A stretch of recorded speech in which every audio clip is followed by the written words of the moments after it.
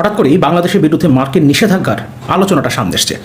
মার্কিন প্রেসিডেন্ট নির্বাচনে রিপাবলিকান প্রার্থী ডোনাল্ড ট্রাম্প বিজয়ী হয়েছেন এবং নির্বাচনের কয়েকদিন আগে গত 31 অক্টোবর তিনি একটা টুইট করেছিলেন। মূলত মার্কিন যুক্তরাষ্ট্রে ভারতীয় যারা বসবাস করেন, যারা সেখানকার নাগরিক হয়েছেন, যারা ভোটার, তাদের ভোট নিজের পক্ষে আনবার জন্যই এই টুইটটা তখন ডোনাল্ড ট্রাম্প করেছিলেন। কিন্তু সেই টুইটে বাংলাদেশ সম্পর্কেও একটা জোরালো বক্তব্য ছিল এবং বাংলাদেশের বর্তমান পরিস্থিতিকে অত্যন্ত বিশৃঙ্খল একটা পরিস্থিতি এবং সংখ্যালঘুদের উপরে, বিশেষ করে হিন্দু সম্প্রদায়ের উপরে আক্রমণ হচ্ছে এবং সরকার সেটা ঠেকানোর কোনো ধরনের চেষ্টা করছে না এবং সামহাও সরকারও এটার সাথে ইনভলভ, এই ধরনের একটা বক্তব্য তার সেই টুইটে ছিল। এবং বোঝা যাচ্ছিল তিনি মূলত ভারতীয় ভোটারদের, ভারতীয় হিন্দু কমিউনিটিকে নিজেদের দিকে টানার একটা চেষ্টা করেছেন। এবং ডোনাল্ড ট্রাম্প প্রেসিডেন্ট নির্বাচিত হওয়ার পর, যদিও তিনি এখন পর্যন্ত ক্ষমতা গ্রহণ করেনি, তিনি জানুয়ারিতে প্রেসিডেন্ট হিসেবে ক্ষমতা গ্রহণ করবেন, কিন্তু এর মধ্যে কিছু ঘটনা, বিশেষ করে মার্কিন যুক্তরাষ্ট্রে যেসব ভারতীয় বসবাস করেন হিন্দু কমিউনিটির নেতাদের বক্তব্য, এবং তারা স্বীকার করছেন তারা এই চেষ্টাগুলো করছেন বাংলাদেশের বিরুদ্ধে যাতে নিষেধাজ্ঞা আরোপ করা হয়, বাংলাদেশের পোশাক শিল্পের উপরে যাতে নিষেধাজ্ঞা আরোপ করা হয়, এমনকি বাংলাদেশ সরকারের উপরে ভারতেরও, মার্কিন যুক্তরাষ্ট্রের পাশাপাশি ভারতেরও নিষেধাজ্ঞা আরোপ করা উচিত, এই ধরনের বক্তব্য তাদের কাছ থেকে আসছে। যদিও ডোনাল্ড ট্রাম্প আগামী জানুয়ারিতে প্রেসিডেন্ট হিসেবে দায়িত্ব নেবেন, কিন্তু তিনি ইতিমধ্যে বেশ কিছু গুরুত্বপূর্ণ পদে নিয়োগ দিতে শুরু করেছেন। তুলসী গ্যাবার্ডকে তিনি নিয়োগ দিয়েছেন গোয়েন্দা প্রধান হিসেবে। শুধুমাত্র একটা সংস্থা না, তিনি 17টা সংস্থার, CIA সহ 17টা সংস্থার প্রধান হিসেবে, গোয়েন্দা সংস্থার প্রধান হিসেবে দায়িত্ব পালন করবেন। এবং এই তুলসী গ্যাবার্ড একটা সময় ডোনাল্ড ট্রাম্পের কট্টর সমালোচক ছিলেন এবং অনেকেই তাকে হিন্দুত্ববাদী হিসেবে বলার চেষ্টা করছেন এবং সারা পৃথিবীতেই, শুধুমাত্র বাংলাদেশ কিংবা ভারতে এই বিষয়ে আলোচনা হচ্ছে না, তুলসী গ্যাবার্ডের নিয়োগ নিয়ে আলোচনা হচ্ছে না, এটা নিয়ে সারা পৃথিবীতেই আলোচনা হচ্ছে। সুতরাং এই ব্যাপারে আলাদা করে কখনো কথা বলা যাবে। শুধু আমরা এতটুকু মাথায় রাখতে পারি, ডোনাল্ড ট্রাম্প যাকে গোয়েন্দা প্রধান হিসেবে, CIA সহ 17টা গোয়েন্দা সংস্থার প্রধান হিসেবে নিয়োগ দিয়েছেন, তিনি একজন হিন্দুত্ববাদী হিসেবে পরিচিত।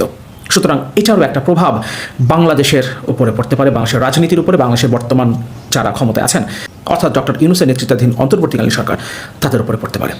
এবং বাংলাদেশের আওয়ামী লীগ স্বৈরাচার শেখ হাসিনার পতনের পর তারা প্রথমবারের মতো আশা দেখতে শুরু করেছে। প্রথম ডোনাল্ড ট্রাম্প নির্বাচিত হওয়ার পর এবং পরবর্তীতে আমেরিকান হিন্দু কমিউনিটি যেভাবে তাদের পাশে দাঁড়াচ্ছে, বাংলাদেশের বর্তমান পরিস্থিতিকে যেভাবে তারা উপস্থাপন করবার চেষ্টা করছে এবং বাংলাদেশের বিরুদ্ধে অন্ততপক্ষে তৈরি পোশাক শিল্পের উপরে নিষেধাজ্ঞার জন্য যেভাবে তারা চেষ্টা করে যাচ্ছে, এবং ডোনাল্ড ট্রাম্প যেভাবে 31 অক্টোবর টুইট করেছিলেন এবং ভারতীয়দের নিজের দিকে টানবার জন্য, ভারতীয় ভোটারদের নিজের দিকে টানবার জন্য তিনি বাংলাদেশকেও আক্রমণ করেছিলেন, বাংলাদেশের বর্তমান সরকারকে, বাংলাদেশের বর্তমান পরিস্থিতিকেও তিনি এখানে ভুলভাবে উপস্থাপন করেছেন। ভুলভাবে বলছি কারণ এই টুইটের পর বাংলাদেশের বর্তমান সরকারের পক্ষ থেকে বলা হয়েছিল ডোনাল্ড ট্রাম্পকে সঠিক তথ্য দেওয়া হয়নি, তাকে ভুল তথ্য দেওয়া হয়েছে এবং এ কারণে তিনি এই টুইটটা করেছেন। যদিও এটা দায়সারা জবাব, কারণ ডোনাল্ড ট্রাম্প ইতিমধ্যেই তিনি মার্কিন যুক্তরাষ্ট্রের প্রেসিডেন্ট নির্বাচিত হয়েছেন, তার কাছে সঠিক তথ্য পৌঁছানোর দায়িত্ব বাংলাদেশ সরকারের, এবং এখন পর্যন্ত তার কাছে সঠিক তথ্য পৌঁছানো হয়েছে কিনা সে ব্যাপারে কোনো তথ্য আমরা জানি না। ফলে জানুয়ারিতে ডোনাল্ড ট্রাম্প যখন দায়িত্ব পালন করতে শুরু করবেন, তখন আমরা বুঝতে পারবো বাংলাদেশ বর্তমান অন্তর্বর্তীকালীন সরকারের পক্ষ থেকে যেটা দাবি করা হয়েছিল যে তার কাছে ভুল তথ্য পৌঁছানো হয়েছে। কারা ভুল তথ্য পৌঁছাতে পারে, কোন জায়গা থেকে ভুল তথ্য যেতে পারে, কোন কমিউনিটি ভুল তথ্য দিতে পারে, কোন দেশ ভুল তথ্য দিতে পারে, সে সম্পর্কে আমাদের ধারণা আছে। সুতরাং এই ব্যাপারে কাউন্টার একটা পজিশন বাংলাদেশের নেওয়া উচিত ছিল। তিনি যখন প্রেসিডেন্ট নির্বাচিত হয়ে গেছেন, তখন অবশ্যই এই ব্যাপারে অত্যন্ত সতর্কতার সাথে স্টেপ নেওয়া দরকার বাংলাদেশের সরকারের। সে ব্যাপারে আসলেও সরকার কার্যকর কোনো পদক্ষেপ নিতে পেরেছে কিনা সেটা হয়তো আমরা বুঝতে পারবো ডোনাল্ড ট্রাম্প যখন তার চেয়ারে বসবেন, প্রেসিডেন্ট হিসেবে যখন তিনি দায়িত্ব পালন করতে শুরু করবেন। তারপর ইতোমধ্যেই ভারতীয় মিডিয়ায় বেশ কিছু তথ্য আমাদের সামনে এসছে, বেশ কিছু রিপোর্ট আমাদের সামনে এসছে। বিশেষ করে NDTV একটা রিপোর্ট করেছে, এই একই হেডলাইনে বেশ কয়েকটা গণমাধ্যমে রিপোর্ট হয়েছে, PTI-তেও একই হেডলাইনে রিপোর্ট হয়েছে, ইন্ডিয়া টুডেতে একই হেডলাইনে রিপোর্ট হয়েছে, প্রায় একই রকম।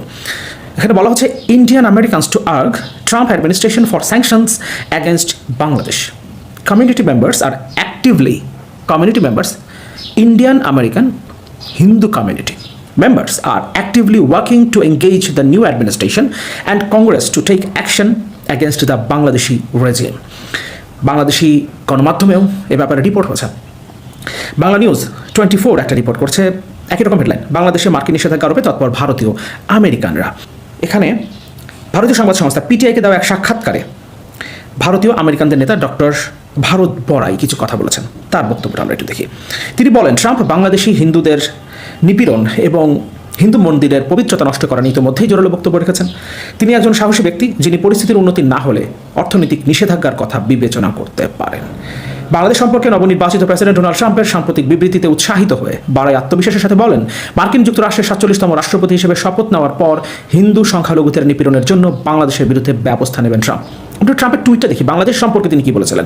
সেখানে তিনি বলেছেন, আমি উশৃঙ্খল জনতার আক্রমণ এবং লুটপাটের শিকার বাংলাদেশের হিন্দু, খ্রিস্টান ও অন্যান্য সংখ্যালঘুদের বিরুদ্ধে বর্বর সহিংসতার তীব্র নিন্দা জানাই। বাংলাদেশ এখন পুরোপুরি বিশৃঙ্খল।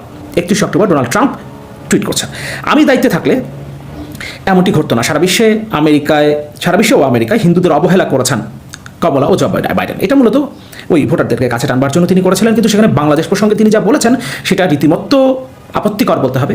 বাংলাদেশ সরকারের পক্ষ থেকে বলা হয়েছিল যে সঠিক তথ্য তার কাছে পৌঁছেনি। এখন সঠিক তথ্য তাকে পৌঁছানো হয়েছে কিনা সেটাও আমরা ঠিক জানি না, কিন্তু ভারতীয় হিন্দু কমিউনিটি প্রচণ্ড রকম অ্যাক্টিভ। তার সম্প্রদায়ের লোকেরা বাংলাদেশিদের বিরুদ্ধে ব্যবস্থা নিতে নতুন প্রশাসন এবং কংগ্রেসকে বার্তা পৌঁছাতে সক্রিয়ভাবে কাজ করছে। ওই দীপাবলি উদযাপন অনুষ্ঠানে 2 ডজনেরও বেশি মার্কিন আইন প্রণেতা অংশ নিয়েছিলেন। তিনি বাংলাদেশের বর্তমান অন্তর্বর্তী সরকারকে সামরিক বাহিনী পুতুল সরকার উল্লেখ করে বলেন, যদি তাদের তৈরি পোশাক রপ্তানি বন্ধ হয়ে যায়, যা তাদের ব্যবসার 80%, তাহলে বাংলাদেশের মানুষ কি খাবে?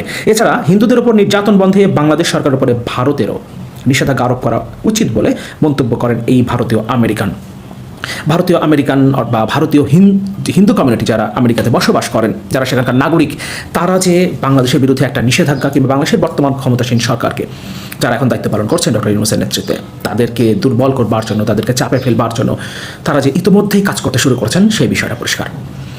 এখন এর পেছনে অবশ্যই আমরা জানি ইতিমধ্যে এই নিয়ে কিছু রিপোর্ট হয়েছে, ভারতীয় গণমাধ্যমে, আন্তর্জাতিক গণমাধ্যমে রিপোর্ট হয়েছে, লবিস্ট নিয়োগ করা হয়েছে, মিলিয়ন ডলার খরচ করা হচ্ছে আওয়ামী লীগের পক্ষ থেকে।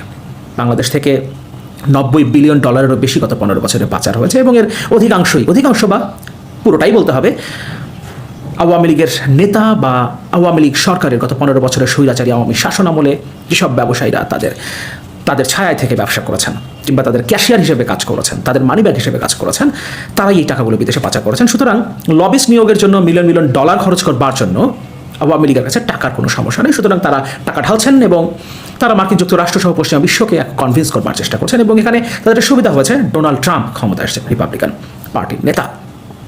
ডেমোক্র্যাটরা যদি ক্ষমতায় থাকতো, এখন পর্যন্ত তারা ক্ষমতায় আছে, কিন্তু যেহেতু ইতিমধ্যে ডোনাল্ড ট্রাম্প নির্বাচিত হয়ে গেছেন, জানুয়ারিতে জো বাইডেন, কমলা হ্যারিস প্রশাসন তারা বিদায় নেবেন এবং তারপর আওয়ামী লীগের নেতা গত 15 বছরে, 15.5 বছরে বাংলাদেশের স্বৈরাচারী শাসন যিনি প্রতিষ্ঠা করেছিলেন, পৃথিবীর ইতিহাসের অন্যতম নিকৃষ্টতম স্বৈরাচার শেখ হাসিনা, যিনি বাংলাদেশের জনগণকে তো বটেই, কিন্তু তার দলের নেতাকর্মী, তার ক্যাবিনেটের মন্ত্রী, তার সংসদের এমপি, তার দলের তার সহযোগী সংগঠন যেগুলো ছিল, যাদেরকে লাঠিয়াল বাহিনী হিসেবে ব্যবহার করে, যাদেরকে সন্ত্রাসী হিসেবে ব্যবহার করে তিনি অবৈধভাবে ক্ষমতায় টিকেছিলেন অন্তত 2014 সালের পর থেকে 2024 আগস্টের 5 তারিখ পর্যন্ত তিনি অবৈধভাবে যাদেরকে ব্যবহার করে ক্ষমতায় টিকেছিলেন, তাদের মধ্যে দলের বাইরে পুলিশ বাহিনী কিংবা অন্যান্য আইনশৃঙ্খলা রক্ষাকারী বাহিনী, সিভিল ব্যুরোক্রেসি, তাদের সবাইকে বিপদে ফেলে দিয়ে বাংলাদেশের প্রেসিডেন্ট জনাব শাহাবুদ্দিন তো বলেছেন, তিনি আমাকে কিছু জানালেন না জানিয়ে চলে গেলেন, কিন্তু তিনি নিয়ে গেছেন, নিজের বোনকে নিয়ে গেছেন। তার মানে